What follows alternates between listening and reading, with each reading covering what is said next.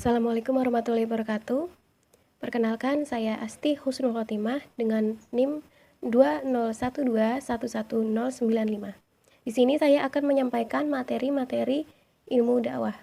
Yang pertama yaitu definisi dakwah.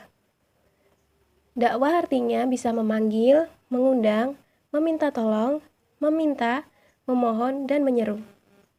Dakwah bisa disebut juga sebagai seruan atau ajakan kegiatan menyeru dan mengajak kepada apa untuk mengajak kebaikan. Dan tentu maknanya sangat luas. Yang kedua materinya yaitu kajian keilmuan dakwah.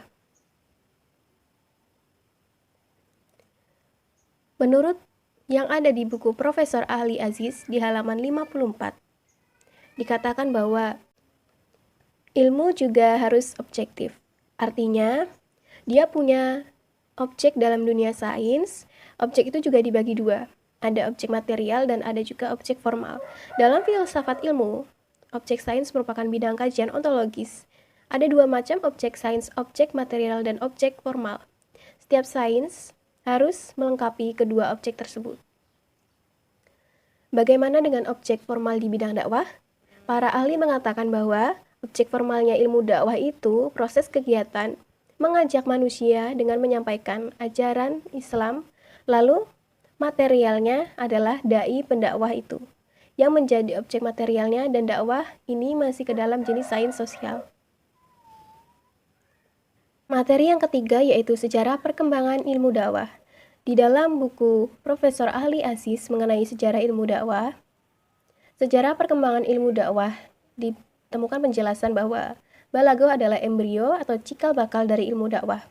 Balaghah itu artinya adalah ilmu tentang tabligh, yaitu bagaimana pendakwah atau mubalik menyampaikan ajaran Islam yang mudah dipahami oleh mitra dakwah.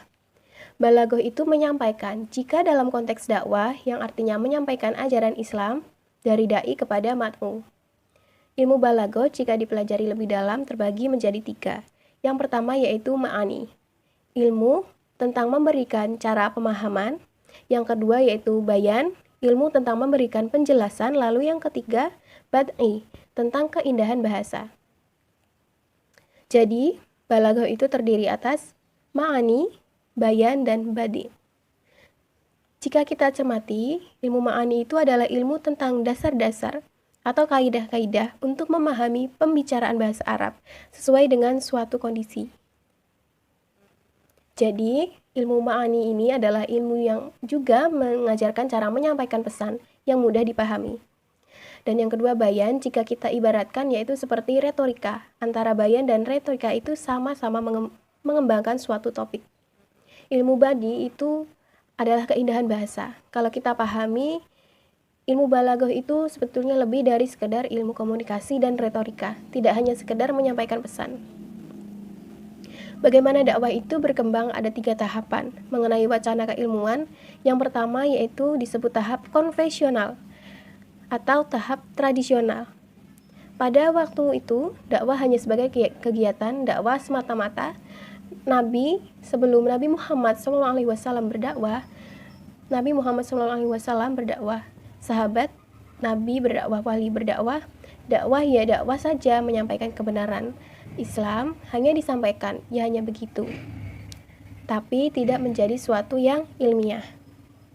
Kemudian urutannya dari tahap konvensional yaitu tahap sistematis, tahap ilmiah. Itulah perkembangan dakwah konvensional.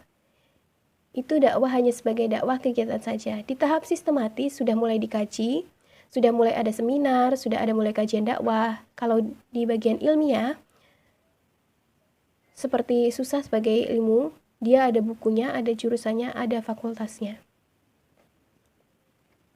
Yang keempat yaitu hakikat dakwah. Hakikat dakwah dibagi menjadi 3 kajian, yaitu sifat dasar dakwah. Sifat dakwah itu ada 6, yaitu pertama, bersifat persuasif atau mengajak, namun tidak memaksa. Dan yang berikutnya adalah dakwah itu bersifat anamnesis, yaitu berupaya mengembalikan fitrah manusia. Kemudian dakwah itu bukan prabawa psikotropik. Ketika kita berdakwah, orang yang kita dakwah itu harus dalam keadaan sadar bahwa Kemudian dia berubah itu karena sadar, bukan karena pengaruh obat atau hipnotis atau apapun. Dakwah itu bersifat rasional, yang artinya masuk akal menggunakan logika. Fungsi dakwah sebagaimana misi Islam agar menjadi rahmat bagi semesta. Kita meyakini Islam ini adalah agama yang baik, agama kebaikan, maka dakwah Islam kita maknai untuk menebarkan kebaikan Islam, mengajarkan kasih sayang Islam, mengajarkan menghormati perempuan. Yang harus dipahami adalah fungsi dakwah itu adalah untuk menjadikan misi Islam agar menjadi rahmat bagi semesta, rahmatan lil alamin. Peran hidayah dalam dakwah, dalam kajian keislaman, itu ada seseorang yang disebut orientalis. Adalah orang yang mempelajari agama Islam.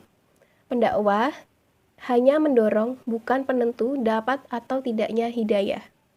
Hidayah itu mutlak dari Allah SWT. Yang kemudian dakwah itu seperti apa? Hukum dalam Islam ada berbagai macam, yaitu sunnah, wajib, dan mubah. Jika wajib, maka wajibnya seperti apa? Seperti kita ketahui, ada dua wajib, yaitu sama dengan fardu adalah istilah fardu kifayah dan fardu ain.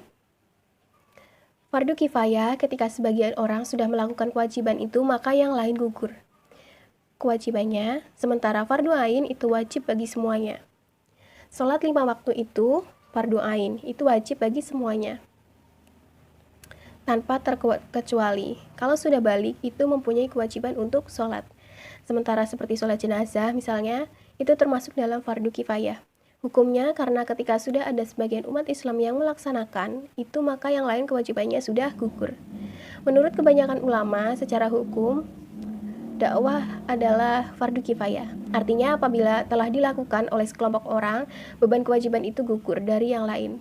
Menurut penulis hukum dakwah adalah fardu ain, agar setiap muslim berbuat, menegakkan dan menyampaikan kebenaran. Jika dakwah ditetapkan hukumnya wajib ain, maka persoalan yang timbul adalah kenyataan bahwa tidak semua orang Islam bisa berdakwah dengan beberapa keterbatasan.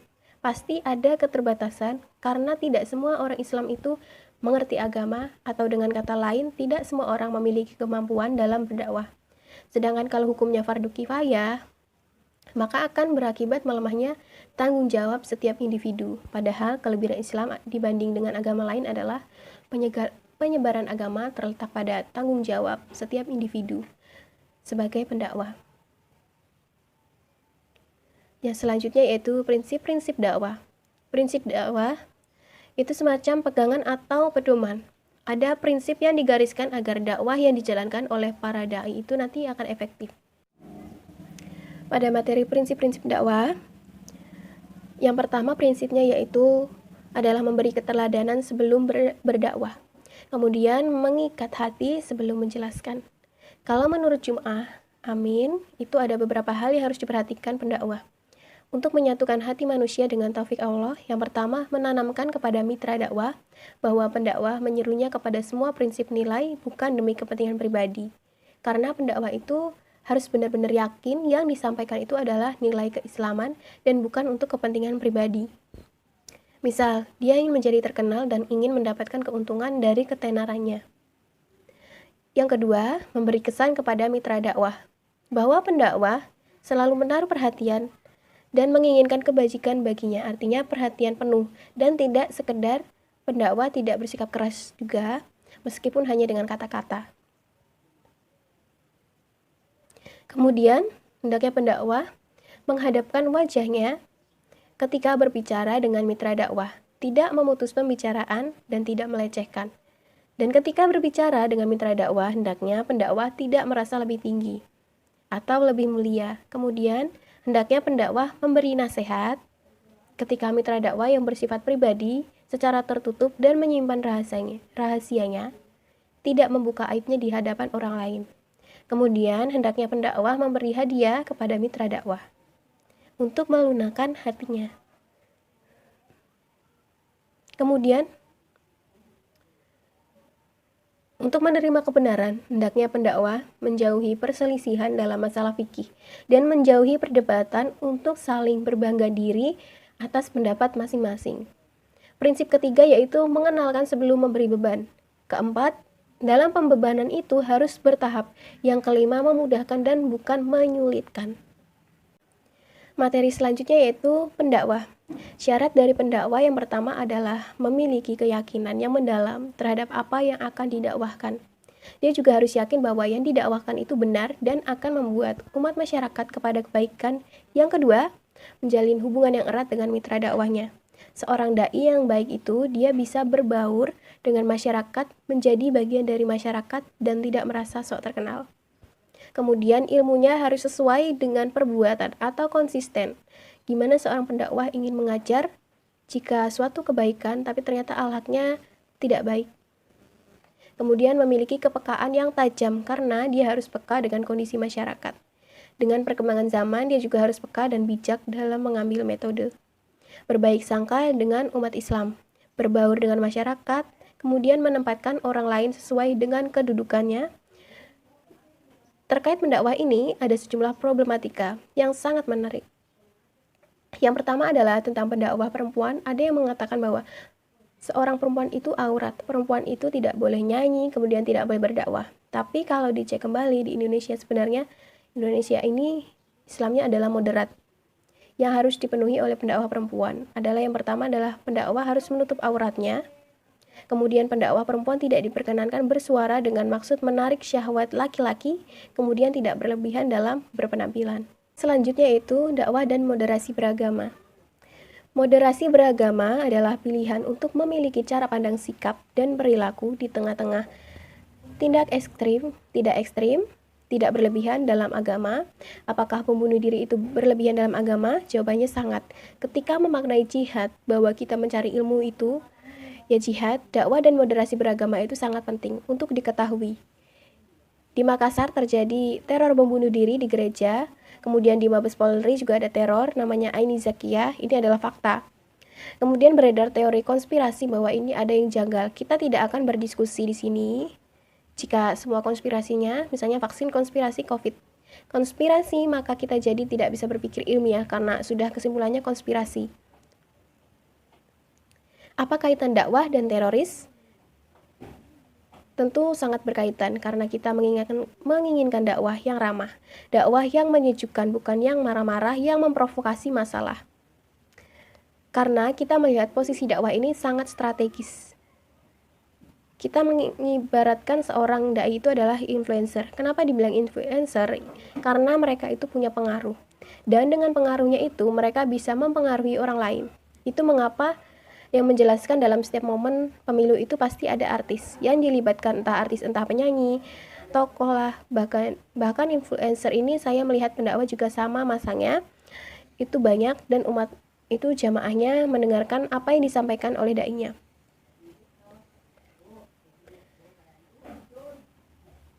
Selanjutnya yaitu mitra dakwah.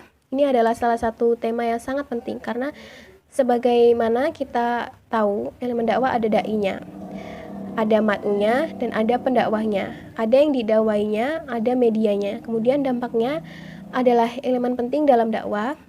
Pendakwah menyampaikan pesan dakwah kepada audiens dengan media apapun, dan nanti ada efeknya. Mitra dakwah ini kata lainnya adalah mat'u.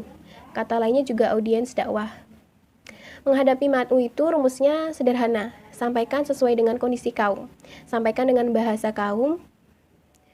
Jadi ketemu siapapun itu dilihat dulu siapa yang kita ajak komunikasi.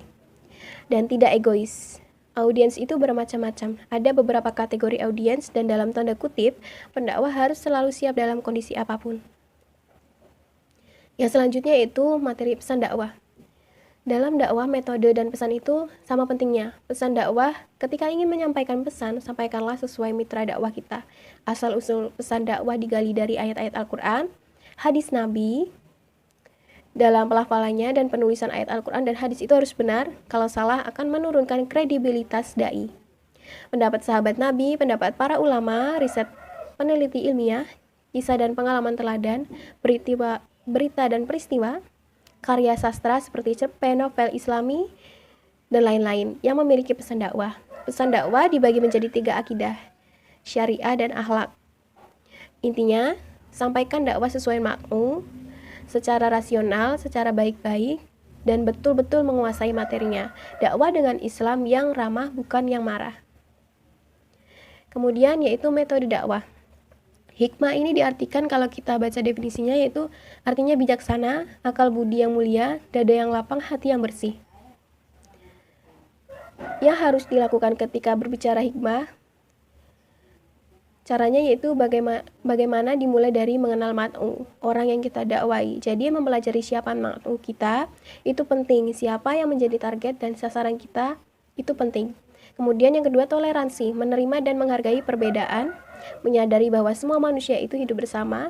Dalam kemajemukan, menerima dan menghargai perbedaan itu juga sangat penting. Yang kita cari dalam dakwah, dalam masyarakat itu titik temu. Kita harus merenungkan kembali makna kebinekaan Indonesia. Kita bertumpu kepada Pancasila yang di situ menjadi dasar negara kita. Kita sepakat menjadi pemersatu suku yang berbeda, agama yang berbeda, tapi kita bersatu dan itu disatukan oleh Pancasila. Di sini titik temunya ya kemudian meminimalisirkan konflik antar suku dengan suku lain, dengan antar agama dengan agama yang lain. Kemudian cerdas memilih kata. Setelah mengidentifikasi mat'u, selanjutnya memilih kata untuk disampaikan yang tidak provokatif, tidak menghasut, dan tidak mengadu domba. Karena dengan satu kata orang bisa terluka, dan karena terluka itu, dia bisa melakukan apapun yang dia inginkan akibat dari kata-kata yang keluar dari mulut yang kita tidak saring. Oleh karena itu, kita harus memperhatikan betul-betul setiap tutur kata yang keluar dari mulut kita. Selanjutnya yaitu efek dakwah.